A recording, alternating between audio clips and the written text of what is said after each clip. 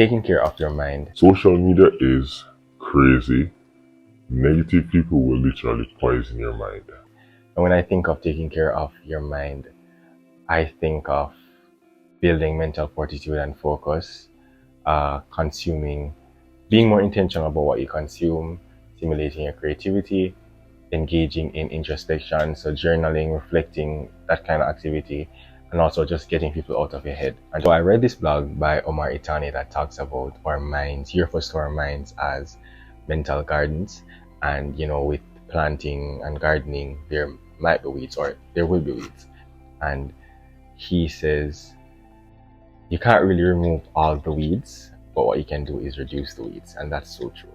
So by weeds we mean distractions. So right now I think the two biggest weeds that we're currently facing are people and social media, and the people.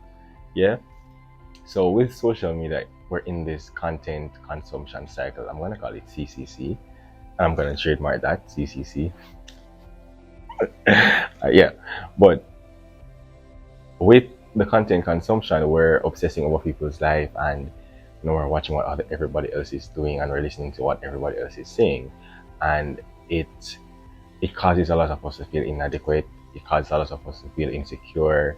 It causes a lot of us to feel behind, like we're not achieving anything, and it might also foster envy and jealousy and hatred, and people hoard those emotions, and it affects how they think and how they act and their behavior. Another thing too is we adopt people's goals. So we see people doing things on the internet, and we'll be like, oh, I want to do that, but we don't really have any reason for actually doing it. Like, there's no real why behind why we want to do things. We're just doing it because we see other people doing it. So if you should ask people, okay, why do you want to accomplish this? They have no idea why they want to accomplish it. Oh, because I saw such and such do it, and it seems nice to do. No, a lot of the goals that we set for ourselves, we don't even know if we want to achieve them. For me, I think there's a big difference between being influenced and being inspired. And a lot of us are influenced, but not many of us are inspired. And by influenced, when I think of influence, I see something and I do that thing how I see them do it, because it's nice, or I want to do it. But when I think of being inspired, I see you do that, I look at that and I turn that over in my mind, and then I create my version of that. So it's not the same thing, but it stemmed from the same idea. Hopefully that makes sense. So yeah, be inspired and not influenced.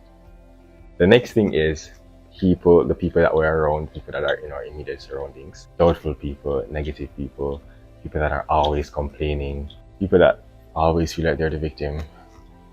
So tiring. And the list goes on. And don't get me wrong, I understand why some people may feel the way that they feel. Like, circumstances shape people, and I may not have experience what somebody else experienced, so I'm not going to think about things the way that they do. And so I definitely understand that people think the way that they think because of the circumstances that they were in, or the experiences that they've had. But at the end of the day, so what? So what?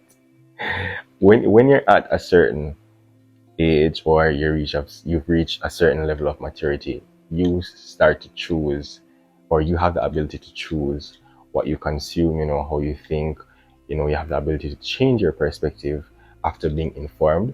So after a while, what you went through is not necessarily an excuse anymore.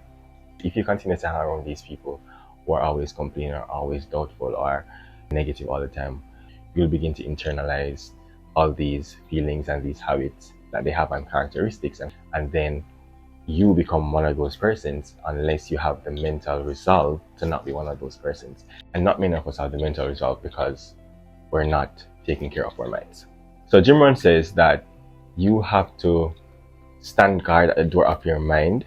Always stand guard at the door of your mind, meaning you have to always regulate what you're consuming, always regulate what you're exposing yourself to.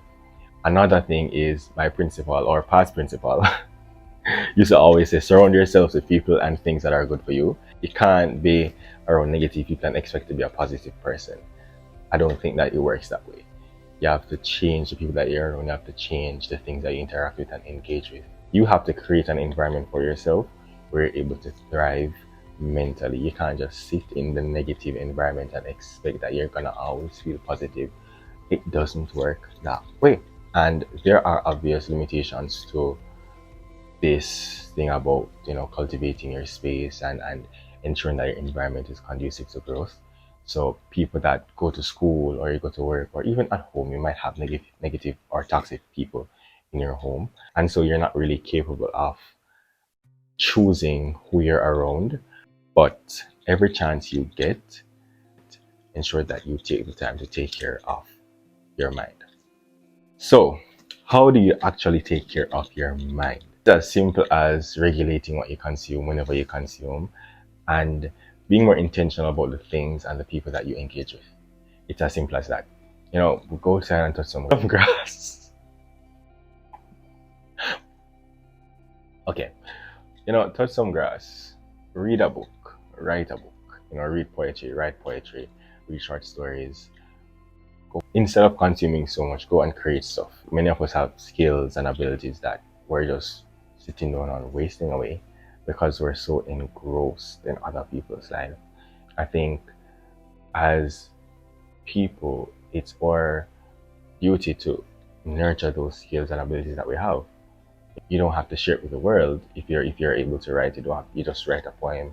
You don't have to share it with the world. Just write for writing's sake to build that skill and nurture that skill. If you're a singer, sing. If you're a dancer, dance. If you're a painter, paint. If you're an artist, draw. Do things. Invest in your personal development. Spend time with yourself. Solitude is savory at times. Sometimes you need to be alone with your thoughts. No phone, no TV, no music. Just you and the quiet. And just go through what you're thinking and your perspectives and your opinions and write, journal, those things, introspection, engaging introspection. Those are the things that will help you to take care of your mind and declutter your mind, because at times you might get very overwhelmed with all that's happening in the world and on social media. You have to just dump everything somewhere, dump it on paper, right? Talk to a friend, have a conversation. Those are the things that you need to be doing to take care of your mind. It's simple. It's not this rocket science. It's a simple thing to sort through all the things that you read, you hear, you see, and decide what is valuable. Yeah, take care of your mind, and that will improve your life so much more because you'll be able to live much more simpler, think more clearly, and have peace of mind. Yeah.